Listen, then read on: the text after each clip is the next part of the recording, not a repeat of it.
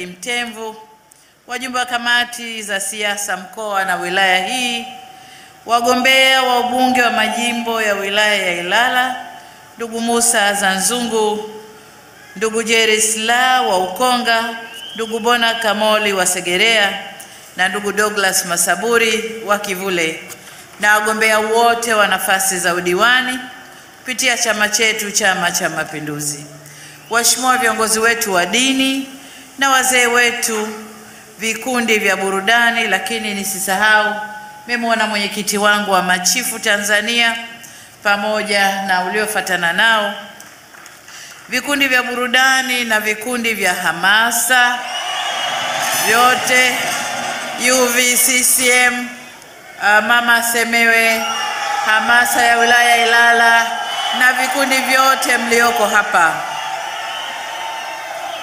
Ndugu zangu wanahabari, ndugu wana Ilala na ndugu wananchi, kazi na utu.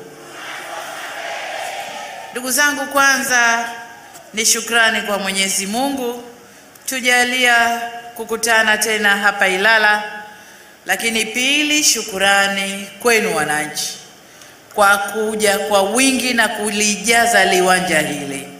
Ilala oye! Najua hapa ni majimbo 4 yamekutana, lakini mmetoka kwa wingi, na hii ni ishara kwamba mnakiheshimu na mna imani na chama chenu, Chama cha Mapinduzi. Lakini mbili ni kwamba mna imani na viongozi wenu ambao kwa hamu mnasubiri tarehe 29 muwape tiki na kuwathibitisha kazi iendelee. Ndugu zangu wana Ilala, asanteni sana. Ndugu zangu, leo ni siku ya pili ndani ya mkoa wa Dar es Salaam na leo ni zamu ya Ilala. Sema vizuri katibu mkuu hapa sifa za Ilala. Ilala iliyobeba jiji ndani ya Dar es Salaam, lakini nataka niongezee kwamba Ilala iliyobeba ikulu ndani ya jiji la Dar es Salaam. Kwa hiyo ikulu pia iko Ilala, na ndio maana Ilala ikapewa hadhi ya kuwa jiji. Ndugu zangu, tunaendelea na kampeni katika mkoa wa Dar es Salaam. Tumekuja kuomba kura zenu ili tukaendeleze kazi nzuri ambayo tumeianza na tukatekeleze yale yaliyomo kwenye ilani yetu ya uchaguzi na mengine tutakayoona yanafaa. Ukisoma maandiko ya wachumi nchi zilizoendelea, na ndivyo tulivyofundishwa sisi tuliopitia masomo ya uchumi, wanasema kwamba mtu ana mahitaji kwa wao 4. Tunasema kazi na utu, tunasonga mbele. Sasa tunaliangalia hili la utu. Kwenye utu wanasema watu wana mahitaji ya msingi 4. La kwanza chakula, la pili maji, la tatu nyumba, makazi, ya 4 nguo. Wanasema huo ndio utu. Lakini ukija kwetu Tanzania kuna mambo tumeyaongeza. Sisi Tanzania tunasema la kwanza chakula ili mtu apate nguvu, la pili maji kwa sababu maji ni uhai. Bila maji wale walishamalizana masuala ya maji, wanayapata na ndio maana hawakuweka hapa. Lakini kwa sisi la tatu ni afya. Afya ya mtu ndio takwa la msingi la mwanadamu. La 4 ni elimu iliyobaki. Tukija kwa upande wetu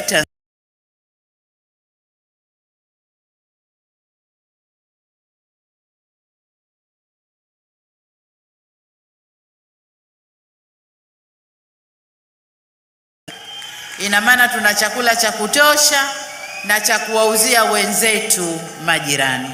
Lakini kwenye chakula lazima kifikike, kiwe kinanunulika na kiwe kile kinachompendeza mwananchi.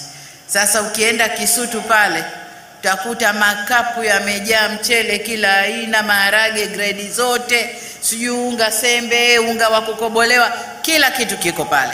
Kuku wana sehemu yao, nyama wana sehemu yao, samaki wana sehemu yao, mambo yote yako pale kwenye masoko yetu.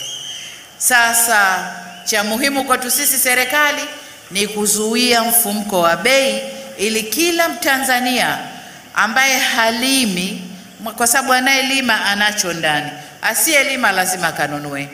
Kwa ni kuzuia mfumuko wa bei, kila Mtanzania aweze kukifikia chakula.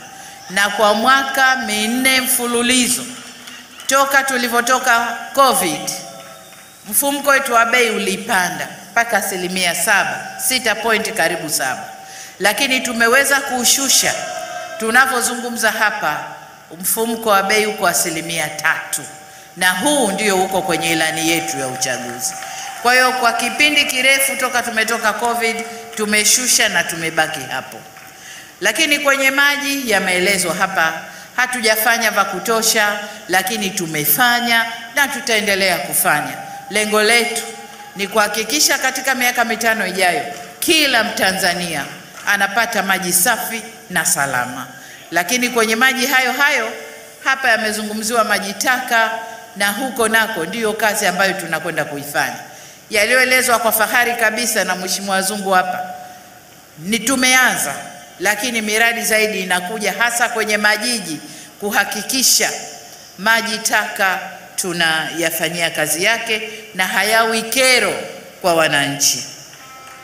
Ndugu zangu, tukitizama la 3 kwenye listi yetu Tanzania ni afya, ambako na kwenyewe hapa wagombea ubunge wa nafasi mbalimbali wamesema, lakini pia wamesema mambo yalivyokuwa na mambo yalivyo sasa. Lakini nitaka niwaambie kwamba kazi bado inaendelea kwenye suala la afya. Kwa hapa Dar es Salaam, tunasema Dar es Salaam ni mwenyeji wa hospitali kubwa ya kitaifa ya rufaa, yani hospitali Muhimbili. Lakini Dar es Salaam pia ni mwenyeji wa hospitali nyingine kubwa ndani ya nchi, moja ile ya moyo Muhimbili na ile ya Cancer Ocean Road. Zote zinabebwa na Dar es Salaam, na nadhani zote zinaingia ndani ya wilaya hii ya Ilala nadhani. Kwa hiyo tumejipanga kufanya makubwa. Kipindi hiki pia tumeweza kujenga na kuboresha hospitali za rufaa za kanda na hospitali za rufaa za mikoa kote Tanzania, ili kuhakikisha watu watakapopata changamoto za kiafya wanashughulikiwa na wanapata kurudisha afya zao mara moja, na kuondoa msongamano kwenye mahospitali yetu makubwa, lakini pia kwenye mahospitali yale ya mikoa ya rufaa. Kwa hiyo ndugu zangu, kwenye afya nako tumejitahidi, hatujamaliza. Tanzania watu tunazaliana, tunakuwa, mahitaji ya afya yanaendelea. Tutaendelea kufanya kazi mpaka tuhakikishe kama alivyosema ndugu yangu Wenje, maendeleo hayana kikomo hapa mwisho. Kwa na swala la afya halina kikomo hapa mwisho. Tumesha kwenda mpaka tunafanya mambo makubwa sana. Miaka 5-6 iliyopita Tanzania hapa hatukuwa tukifanya operations za matundu za moyo, leo tunafanya. Hatukuwa tunapandikiza uoto kwenye mgongo, leo tunafanya. Tanzania leo tunapandikiza figo. Tanzania leo tunafanya operation kubwa ambazo tulikuwa tunapeleka wagonjwa wetu nje, sasa tunafanya ndani, na kusevu pesa zetu za kigeni, kuzihifadhi zitumike kwa mambo mengine. Kwa hiyo hatujamaliza, tutaendelea, lakini makubwa yamefanyika. Swala jingine kwa upande wetu ni elimu.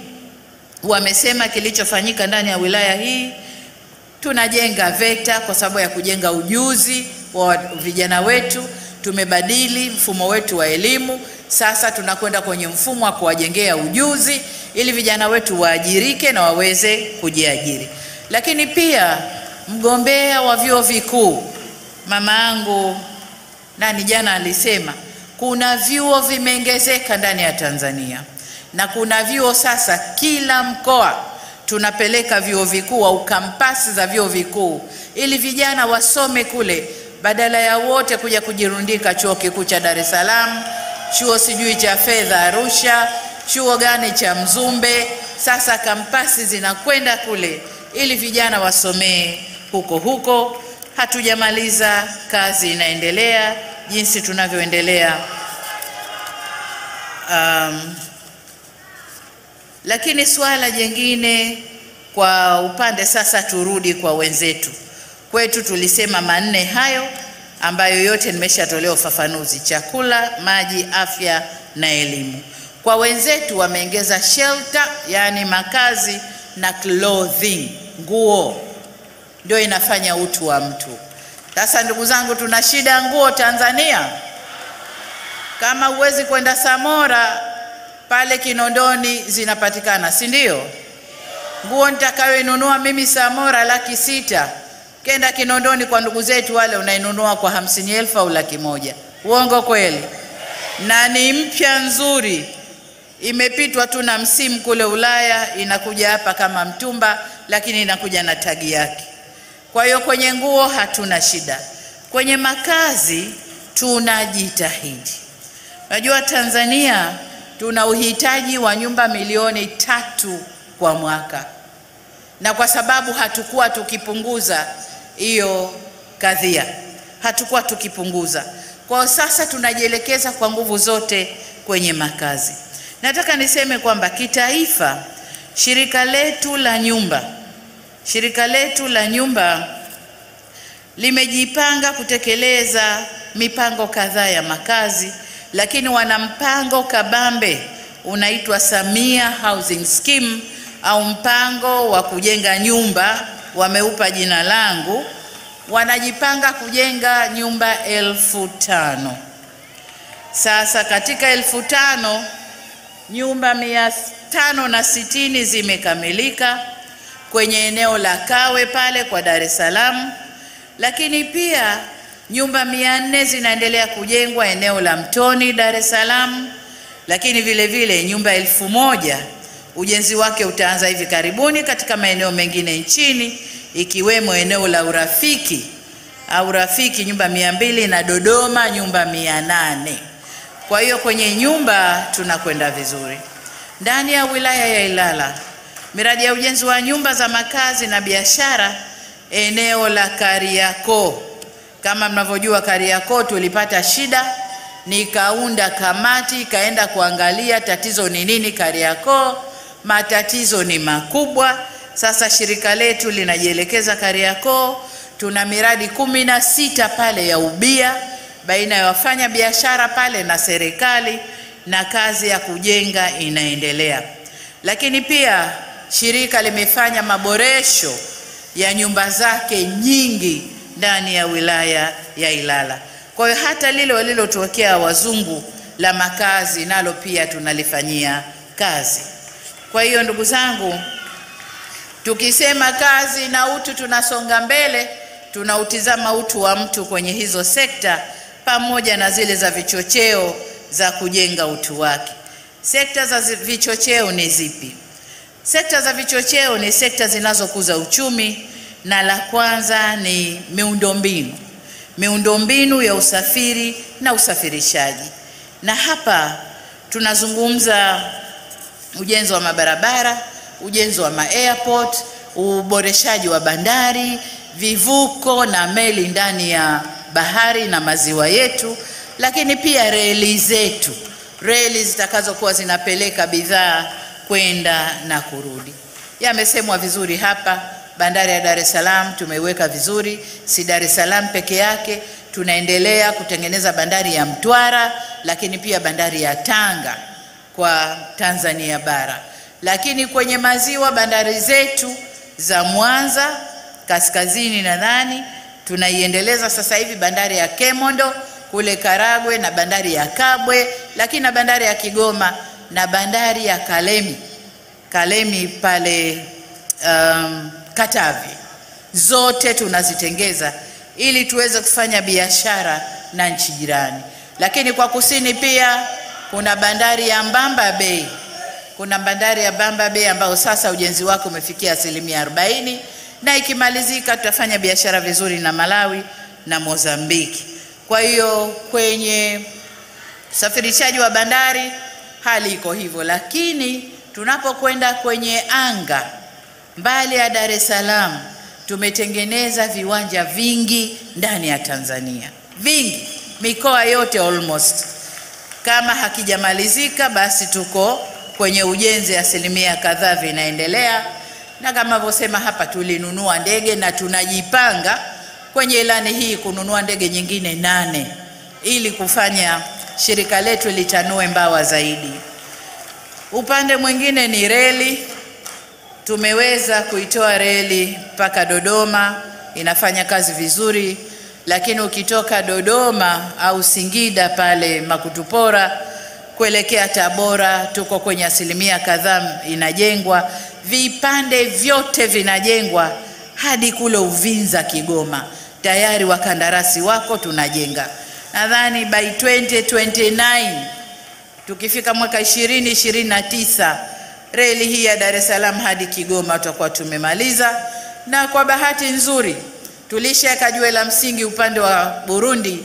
Mkandarasi yuko njiani anafanya kazi Burundi, yuko kwenye site anafanya kazi Burundi kuelekea DRC. Kwa hiyo kwenye reli, lakini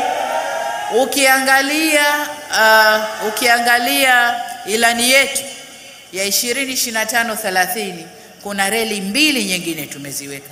Reli itakayotoka Tanga mpaka Musoma ni reli moja ya mwendo kasi, na itaturahisishia kutoa bidhaa Tanga na kupeleka Musoma na nchi jirani. Na ndiyo bandari ya Tanga sasa itafanya kazi na yenyewe kwa asilimia kubwa. Lakini reli nyingine itatoka bandari ya Mtwara hadi bandari ya Mbamba Bay kule Ruvuma, na kule itakwenda mpaka kwenye madini au migodi ya makaa ya mawe na chuma, tutapeleka reli pia huko. Kwa hiyo ndugu zangu, bila kusahau marekebisho makubwa ya reli ya kati, reli yetu ya Tazara tunakwenda kuifanyia marekebisho makubwa ili na yenyewe ifanye kazi vizuri. Kwa hiyo kwa upande wa vichocheo vya uchumi, njia za usafiri ndivyo vichocheo vya uchumi. Kwa tumejipanga kote kufanya kazi vizuri. Lakini kwa sababu nazungumzia niko Ilala, nataka niseme kwamba Ilala nako tumefanya kazi nzuri ya kujenga barabara, kujenga BRT, njia zile Ilala inapendeza. Mimi nikitoka Ikulu kwenda airport mpaka nasikia raha, njia ilivyokuwa pana, ilivyofunguka, usafiri unavyokwenda, mpaka nasikia raha. Na kuna siku nilikasirishwa sana na nikafokea baraza langu la mawaziri. Nimetoka safari usiku, natoka airport na kwenda zangu Ikulu, nakuta makundi ya watu wanasubiri usafiri, mabasi hakuna. Lile wana Dar es Salaam, wana Ilala sasa tulisahau. Tuna kampuni 4 zitakazoweka mabasi njiani kila njia inapomalizika, na nilizitaja jana nikiwa pale Kinondoni.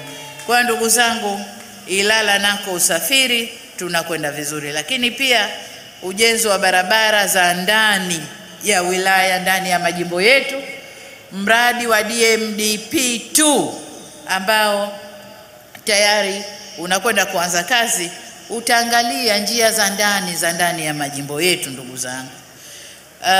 Vile vile katika usafiri nikilikumbuka nitarudi, lakini niseme tumejipanga.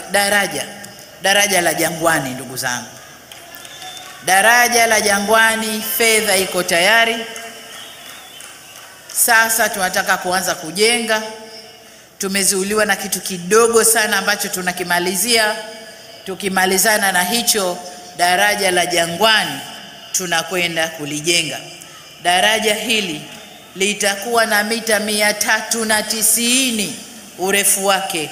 Kwa hiyo hili nalo mbali ya kupendezesha jiji, lakini linakwenda kurahisisha usafiri ndani hapo. Mbali ya daraja hili kuna madaraja mengine, na hapa Ilala ni daraja la Mzinga kule Magore, na lenyewe tunakwenda kulijenga. Aidha, tumejipanga pia kujenga barabara za flyovers kwenye wilaya hii ya Ilala, na hizi zitajengwa maeneo ya Tabata, Buguruni na Faya ili kuimarisha usafiri na usafirishaji. Miradi yote ambayo tutakwenda kuitekeleza imo kwenye kitabu kidogo cha ilani cha mkoa wa Dar es Salaam, na mengine tutakavyoona inafaa basi tutakwenda kutekeleza. Lakini jambo jingine ambalo linachochea ukuaji wa uchumi ni masuala ya biashara, ndugu zangu, na Ilala ni biashara. Wilaya hii ya Ilala ni biashara. Biashara Dar es Salaam ni wilaya ya Ilala. Kwengine zipo, lakini Ilala ndiko kwenye biashara. Na pale mazingira yalipokuwa sio rafiki, Ilala ililala. Zungu shahidi huyu na wakazi wa Ilala mashahidi. Maduka yote yalifungwa, Ilala ilikuwa kama mji uliohamwa, lakini sasa Ilala imenawiri kwa biashara. Kwa hiyo niwaambie kwamba kipindi baada ya kuwa tumefanya maboresho, uwezeshaji mwingine wa kiuchumi kwa wananchi ni mifuko hii ambayo inatoa mikopo kwa wananchi. Sasa kama mnavyoelewa, tulizuia mikopo kidogo ya 10%, miezi kadhaa tulizuia, tukafanya maboresho, na baada ya kurudisha mikopo ianze kutoka, halmashauri yetu imetoa shilingi bilioni karibu 11, kwa sababu ni bilioni 10.9 kama mikopo ya 10% kwa vikundi vya wanawake, vijana na wenye ulemavu. Pesa hizi zimetoka, lakini nataka niwaambie tunapoendelea mbele kama nilivyosema wakati nazindua kampeni, tunaanzisha tena mfuko wa shilingi bilioni 200 ambazo zitakuwa kwa ajili ya wafanya biashara wadogo kukopa kufanya biashara zao na kurudisha. La muhimu, tunakwenda kufanya marekebisho na kuhakikisha mifumo inayotumika inawafikia walengwa, badala ya kwamba pesa zile ziingie kwenye mikono sio. Ndugu zangu, katika kuboresha mazingira ya biashara, kipindi cha miaka 5 tuliomaliza, tulijenga masoko 10 ikiwemo mradi wa soko la kisasa la Kisutu. Aidha, tulikamilisha pia mradi wa machinjio ya kisasa Vingunguti.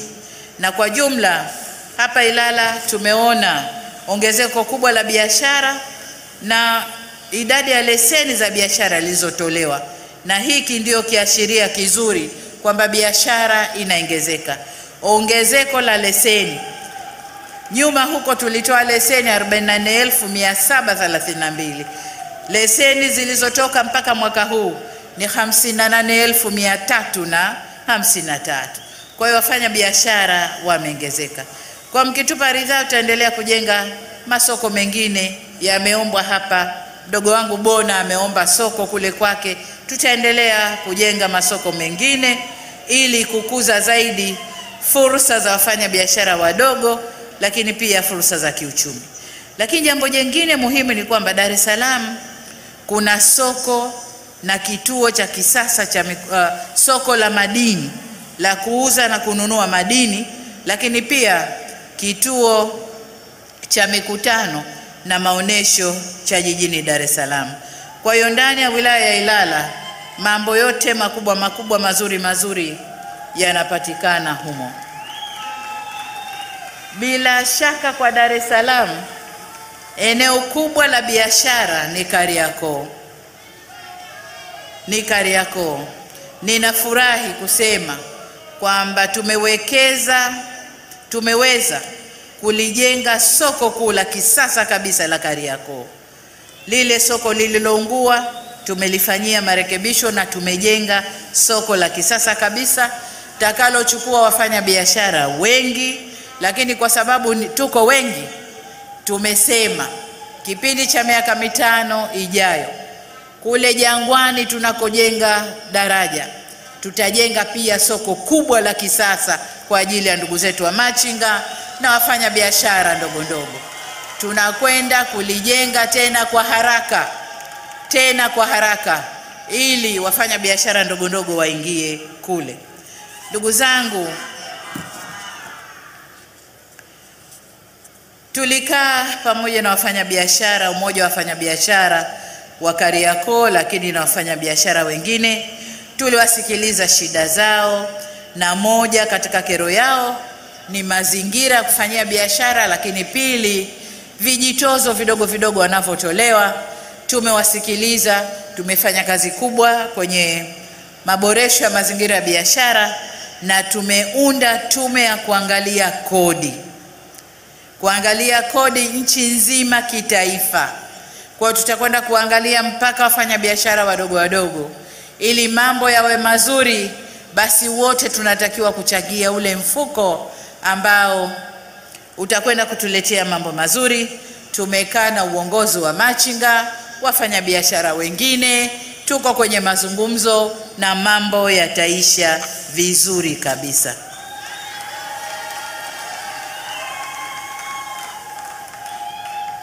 Niseme kwamba kama nilivyosema awali, moja katika kichocheo cha uchumi na kukuza biashara ni usafiri.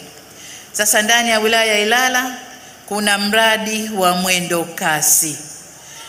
Kwenye hili ahadi yetu ni kwamba tutakamilisha ujenzi wa miundombinu ya mabasi ya mwendo kasi kwa awamu ya 3 hadi ya 6 kwenye mji wote, ili tulete mageuzi makubwa. Tumeamua kushirikiana na sekta binafsi.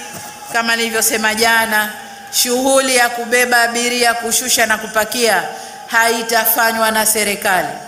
Tutataka sekta binafsi iingize mabasi barabarani na itoe huduma, sababu tumeona sisi serikali huduma zetu zinakwenda polepole, lakini sekta binafsi ina ushindani na watatoa huduma bora kwa wananchi wetu. Kwa hiyo sekta binafsi wakae mkao wa kula kwenye kutoa huduma kwenye maeneo hayo. Eneo jingine kwenye eneo letu ni viwanda, ambavyo mdogo wangu mgombea ubunge viti maalumu Amina Good amelisemea vizuri hili eneo la viwanda. Na nataka niseme kwamba viwanda vile vilivyoongezeka ndani ya wilaya ya Ilala vimetoa ajira 57,931 ndani ya wilaya hii ya Ilala. Eneo jingine na muhimu, ndugu zangu, ambalo kwa sisi Tanzania tuliliweka katika vigezo vile vya kukuza na kuheshimisha utu wa mtu ni eneo la umeme.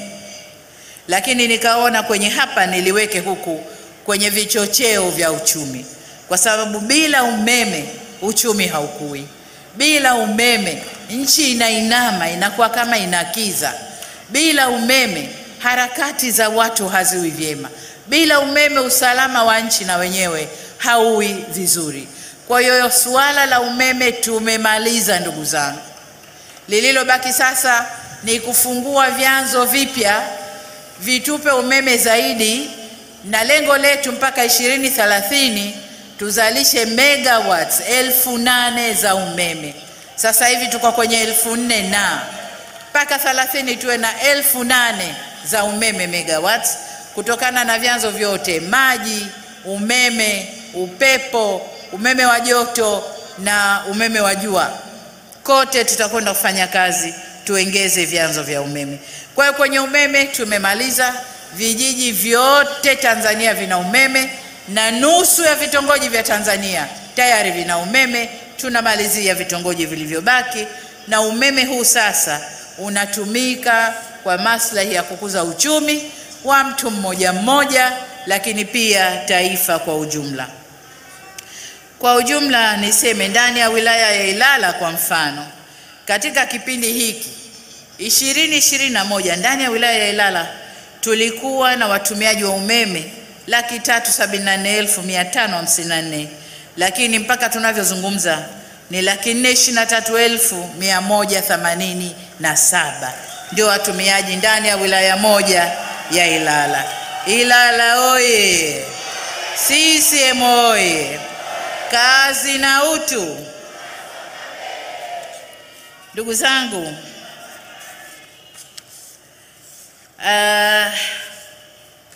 kwa ufupi mambo yamefanyika.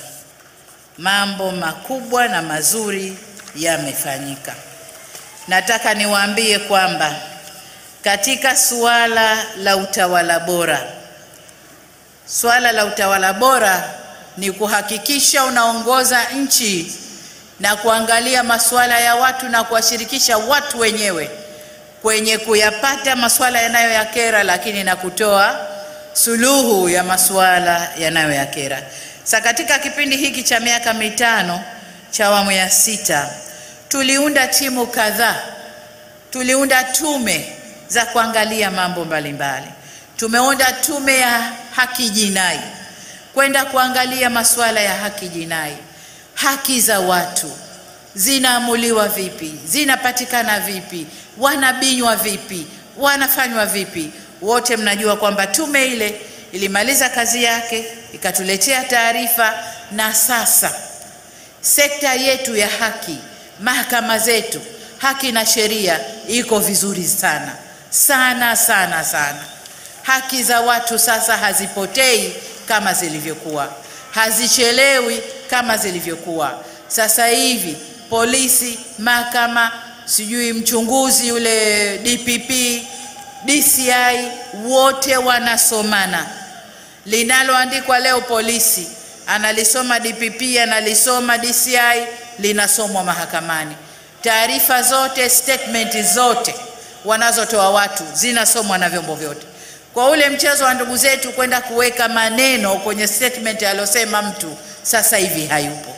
Ulilolisema ndilo linalosomwa kote. Kwa hiyo haki ya watu inapatikana, na tunaendelea kujenga miundombinu ya haki. Mahakama za wilaya, mahakama za mikoa, mahakama jumuishi, zote tunaendelea kujenga nchi nzima.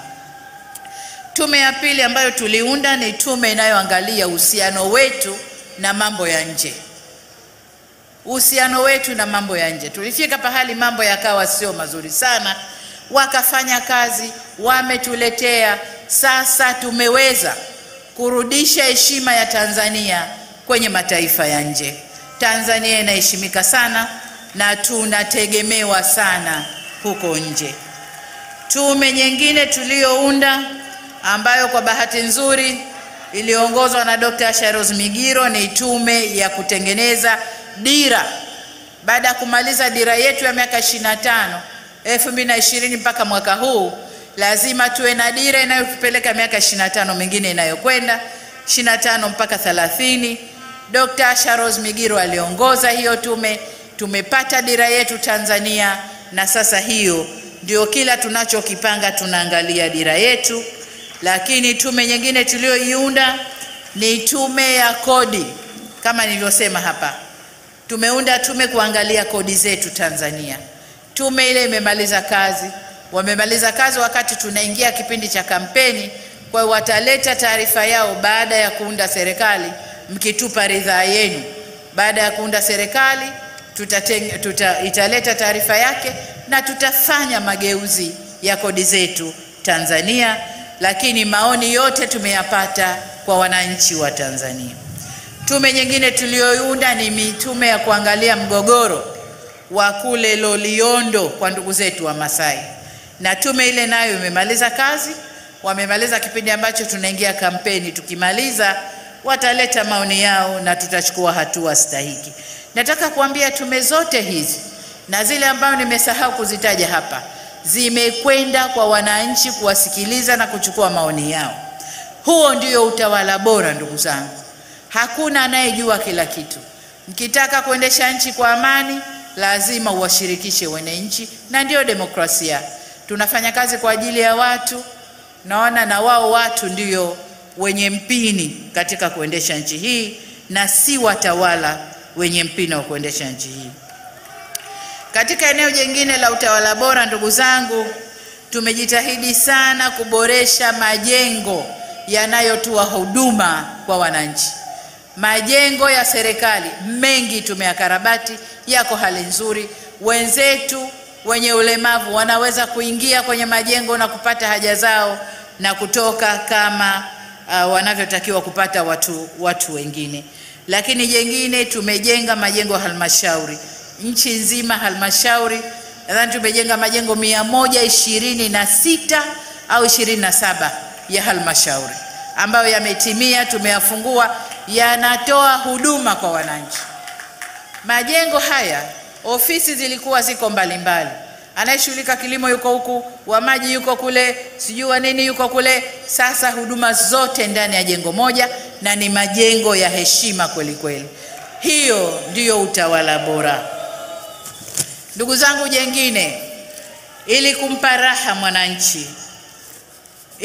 raha mwananchi, mawasiliano ni muhimu sana. Sana sana sana sana.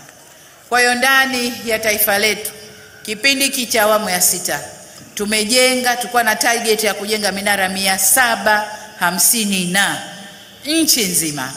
Nadhani mpaka tunapozungumza si chini ya minara 600 na tayari imeshajengwa. Na maeneo mengi nilikopita kuomba kura, wameniambia sasa mawasiliano, hatupandi tena juu ya miti, tunapata mawasiliano popote tulipo. Kwa hiyo jambo jingine ambalo linampa mwananchi raha na kumjengea utu wake ni mawasiliano ambayo tumeyafanya kwa kiasi kikubwa. Tanzania oye! Kazi na utu. La mwisho nalotaka kuongea nanyi ni usalama wa raia zetu. Niliongea jana, nataka niongee tena leo kwamba vyombo vyetu vya ulinzi na usalama ndani ya taifa hili vimejipanga vyema. Tumevijengea uwezo wa kutosha, vimejipanga vyema, tuko salama wakati wowote.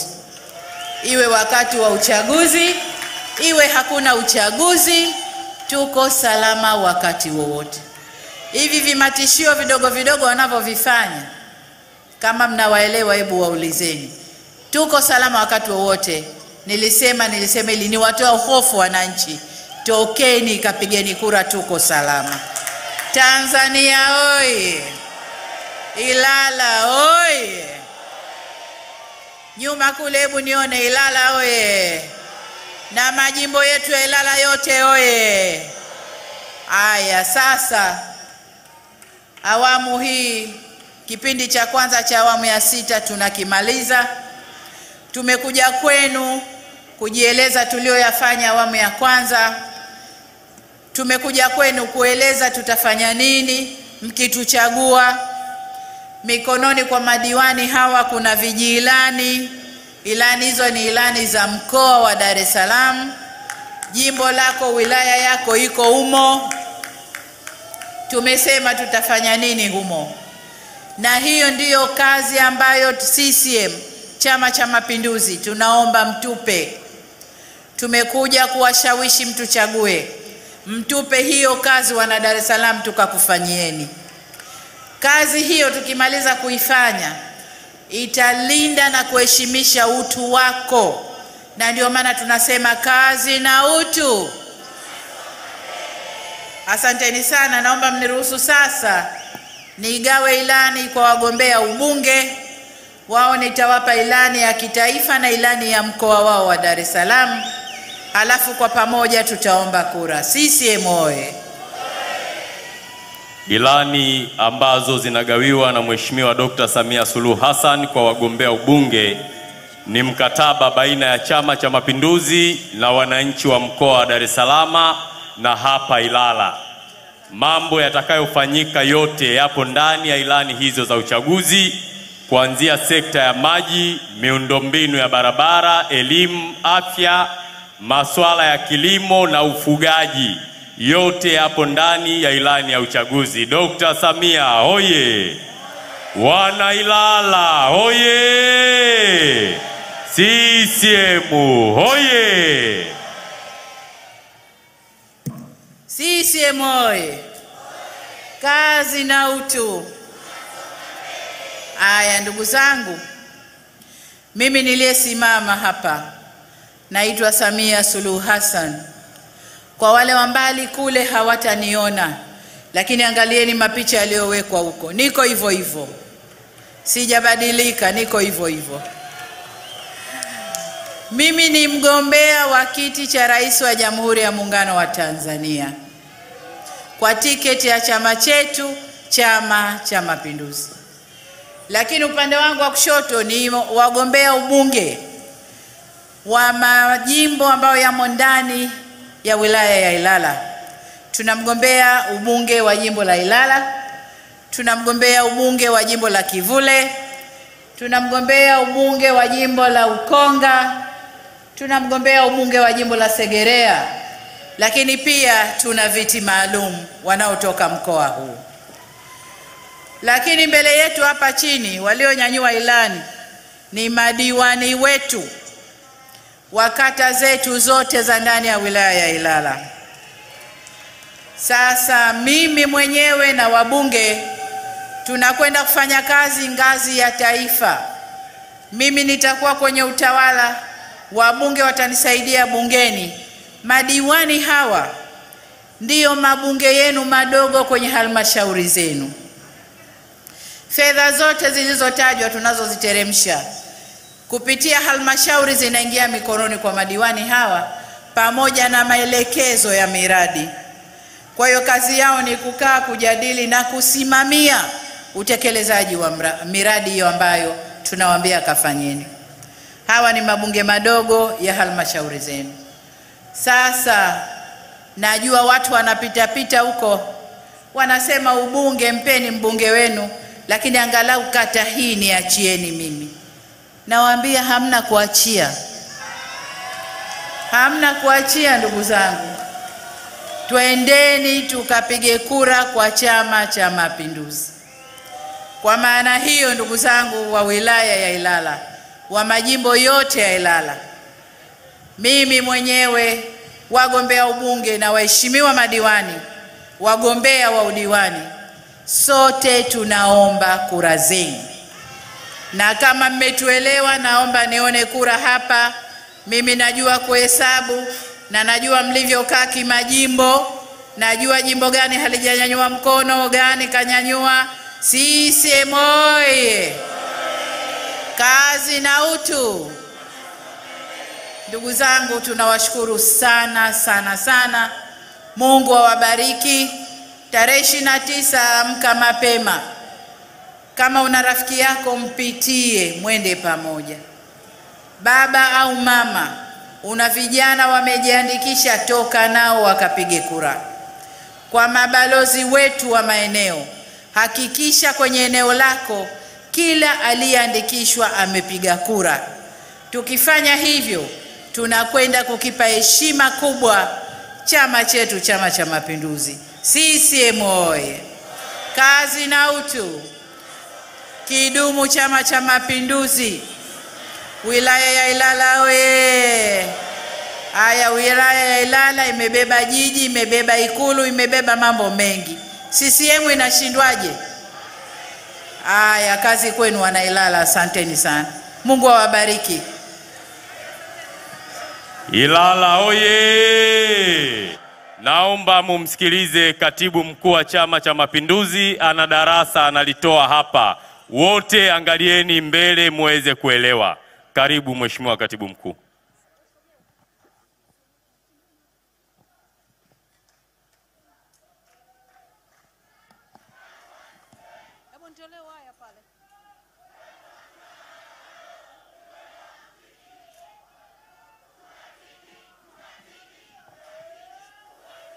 Samia ra!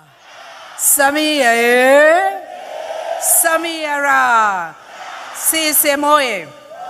Ndugu wana Ilala na ndugu wa Tanzania wote mnaotutizama hapa, Mheshimiwa mgombea wetu ambaye pia ni mwenyekiti wa Chama cha Mapinduzi anatuongoza katika kutoa somo ya jinsi ambavyo tarehe 29 tutatakiwa kufanya. Tunaomba wote muangalie kwa makini na mzingatie. Katika karatasi ya kura mtaona kuna orodha ya vyama vingi na nembo zinazotofautiana. Nembo ya Chama cha Mapinduzi, Mheshimiwa mwenyekiti anatuonyesha hapo, ni hiyo ya kijani ambayo ina jembe na nyundo ya njano.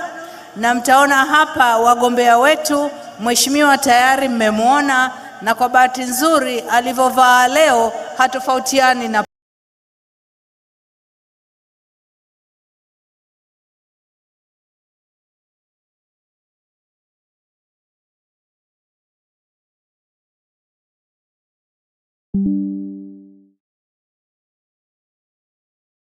pale na mmemwona live CCM oye. Kwa hiyo tutakachotakiwa kufanya, tutakapotia alama ya vema au tutakapotiki, tutakuwa tunamchagua Mheshimiwa Dr. Samia Suluhu Hassan na pia mgombea mwenza.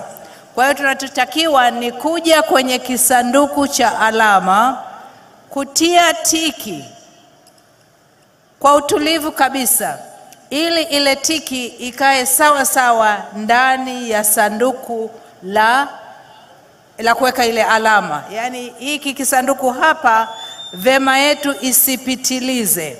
Ikipitiliza tutakuwa tumeharibu kura. Kwa hiyo tunachotakiwa kufanya ni kutiki. Hapo tutakuwa tumemchagua Rais wa Jamhuri ya Muungano wa Tanzania ambaye ni Dr. Samia Suluhu Hassan na mgombea mwenza. CCM oye. Tukija kwenye karatasi ya wabunge, tutaona vile vile alama ile ambayo Mheshimiwa Mwenyekiti anaionyesha pale. Hali kadhalika tutakuja kwenye kisanduku kile, tutatiki na kuhakikisha kwamba tiki yetu inakaa ndani ya mipaka ya hicho kisanduku.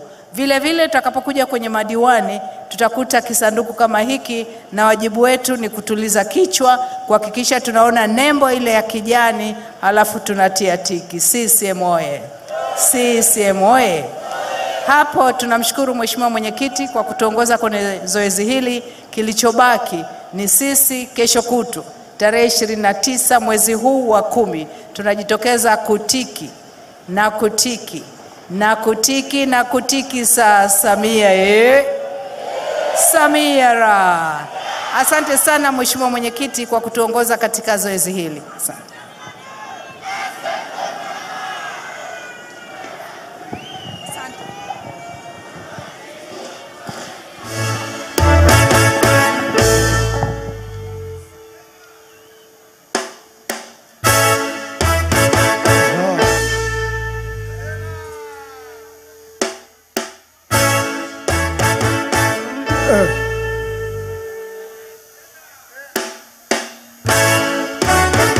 Tanzania ya Mama Samia inang'ara. Tanzania ya Mama Samia inang'ara. Tanzania ya Suluhu Hassan mama ina furaha. Tanzania ya Mama Samia inang'ara. Mmemwona mama, mama Amiri Jeshi Mkuu, mama mtetezi wa wanyonge, mama ati mgombea wetu mama. Tupeperushe bendera juu nisione, peperusha bendera. Twende oshangwe na vigeregere na vigeregere na vigeregere. Shangwe na vigeregere na vigeregere na vigeregere. Samia na songe mbele na songe mbele na songe mbele. Songe mbele na songe mbele na songe mbele. Oshangwe na vigeregere na vigeregere na vigere jamani. Shangwe na vigeregere na vigeregere na vigeregere. Geri sila na songe mbele na songe mbele na songe mbele. Peperusha nione. Oh Masamudi na songe mbele na songe mbele na songe mbele. Nasema nani kiboko? Rais Samia Kiboko yao. nani kiboko? Samia Suluhu kiboko yao. Nasema nani kiboko? Samia